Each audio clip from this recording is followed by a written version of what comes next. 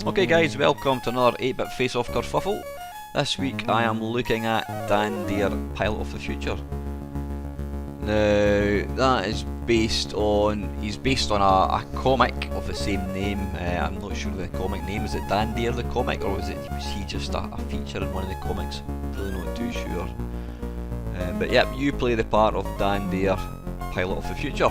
I'm not quite sure of what the idea behind the game is. But this is, so this was actually a game I was asked to do. I can't remember who was asked me to feature this one. So, nice music, quite catchy actually. This game was released in 1986 by Virgin Games, and this is on the C64. So let's have a wee play about now. Dan landed the Anastasia and set off to find the Mekon. Oh, that's right, the Mekon, he is a baddie. Yeah, some kind of green alien type thing. Now you've got this strange little elephant type thing that sort of bounds about. I'm not quite sure. Does it actually do anything? Can you sort of use it to help you? I'm really not too sure. Like, it looks like I'm getting attacked by a guy with a fishbowl on his head. Either that or he's got a pumpkin on his head.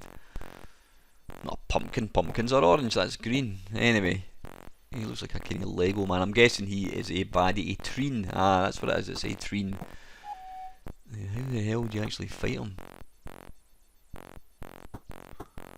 Ah, right, okay, you just simply hold the fire button down and kind of walk towards him. There we go. The graphics are really nice for this. It kind of looks very much like a cartoon strip. I like the... It's not parallax scrolling per se, but I like the fact that you can walk behind the sort of graphics. It gives quite a good sort of depth. That's quite clever. It sounds like that wee elephant saying hello every time it makes that wee noise. Hello! Oh, what's that? I can't seem to get to it. Hello! Hello, little penguin. Not penguin, little elephant thing.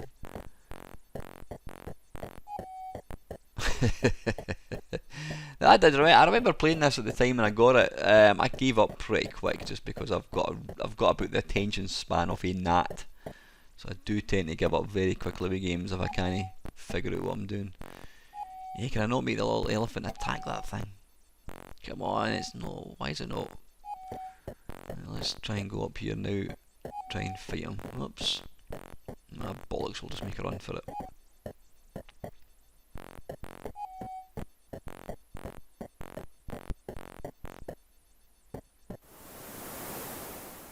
Oh.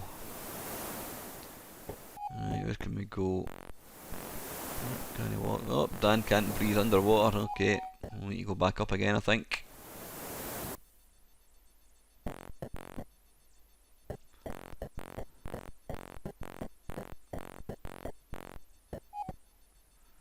I remember playing, was it Dan Dare 3 I think it is, which is kind of a shoot 'em up. It's actually really, really nice. So yeah, I mean there's actually 3 Dan Dare games.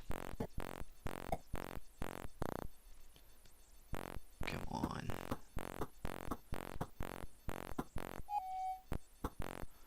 The actual fighting part's quite simplistic. There's not really any skill involved. You just have to sort of hold the joystick in the direction of the baddie and press the fire button, keep it held down. Oh, spacebar. Right, Dan now has 2 vines. Try again. Dan cuts. Okay, I've now got 4 vines. So what do I do with the vines? Can I make a rope or something?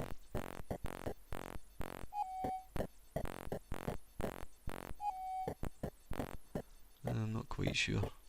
But this is actually, I can imagine getting into this game. It's really, really nice graphics, really nice presentation. Like the music and the sound effects, and this is the graphics themselves are really nice. The layout of the screen with this parallax scrolling is excellent. So that is the C64 one. So we shall now we'll move on and take a look at another version.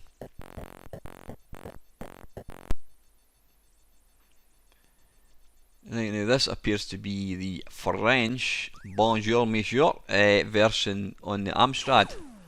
Whoa, what the hell?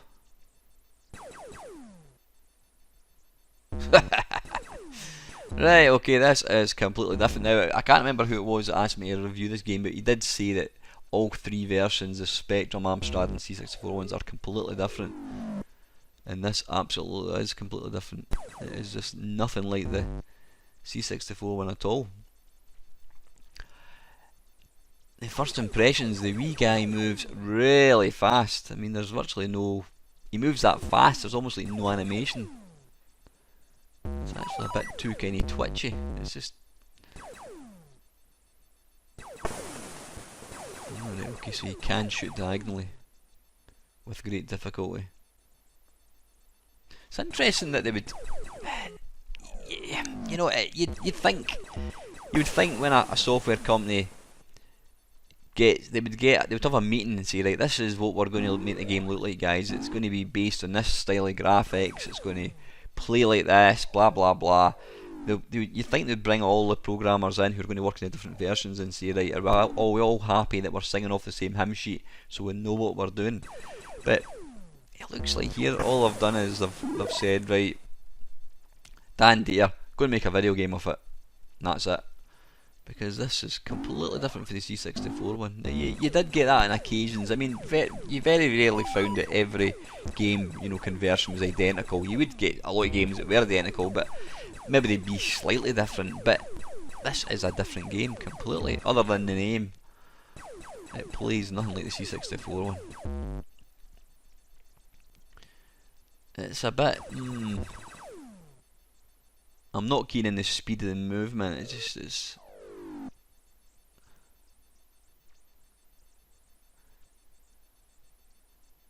Even trying to sort of line up, you're trying to get in the middle there. There we go. Right, I seem to be going round in circles a bit here as well. And the jumping, you've got to press it up diagonally. The jumping's not ideal. Ah, bollocks. I'm back in jail. La Tombe. Oh, I can't even pronounce. I can't speak French, so I'm not even going to embarrass myself by attempting to. Now I assume this was the same Dan Dare that was released on Amstrad in the UK. I wouldn't imagine, because this is a French one, it'd be any different.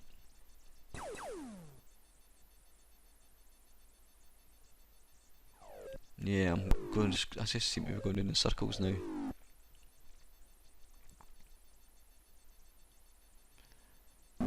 Destroyed all of these. Let's go up here. Come on, let's try and... See, try and shoot diagonally is difficult. Come on. It doesn't seem to respond to press it up diagonally. It seems to be completely... Oh, there we go. That was completely random. No idea how that happened.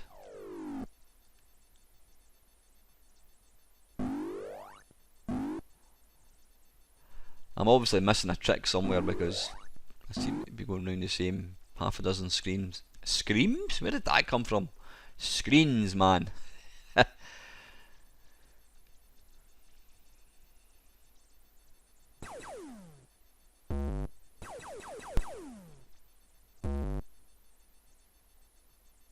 Nah, I'm back in jail, or Dan Tomb, whatever the hell that is. And I'm back. Ah, see, it's like one of these. Game over. No idea what happened here. Anyway, that is the Amstrad one. Let's take a look at the last version, which is the Spectrum. Okay, Dan and Dear Pilot Future, Dan and Digby speed over the asteroid. Ah, Digby, that's what that thing was. It's not an elephant. Well, maybe it is an elephant, but he's called Digby. Digby remains on the ship. Dan is now in Sector 1. Ah, see again, this is completely different. Completely different from the other two versions. Got to say, this is actually really nice. I mean, look at the graphics. This is a Spectrum we're talking about here. There's no... Yeah, the main characters are like the sprites sort of thing are all the same colour, but the backgrounds are really nice. Can I not shoot diagonally?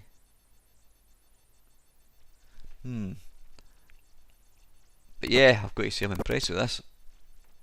This is more like a sort of arcade game, whereas the C64 was more like, it felt more like a point and click kind of, you know, Monkey Island type game. Although it wasn't point and click, but you know what I mean. It was more slow paced. Although it did have like real time fighting, if you could call hammering the fire button, holding the joystick in a certain direction, real time fighting. And it had real time fighting. The Amstrad one was kind of arcade, but just way too fast. The wee character moved far too fast to actually make it controllable. Dan falls unconscious. Dan's energy ran out. Yeah, this is kind of. I mean, this is quite impressive. It's got it's kind of in the style of a cartoon again, with the sort of little headings and the text at the top.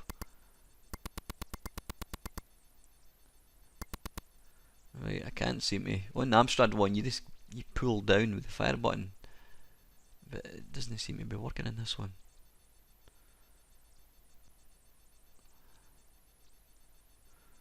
Right, and it also looks like I've run out of bullets. Is that little meter near the top? You've got the yellow and it's kind of flashing, looks like it's empty. So it appears I've run out of bullets as well, which probably hasn't helped. Though saying that, I don't see any baddies to kill. How do I get down? There's maybe a button you've got to press. On spacebar? No. No, I'm not sure what's going on here.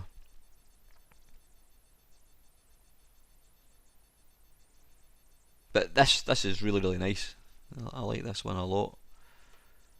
Nah, I seem to be stuck in a never-ending loop because I can't seem to get down.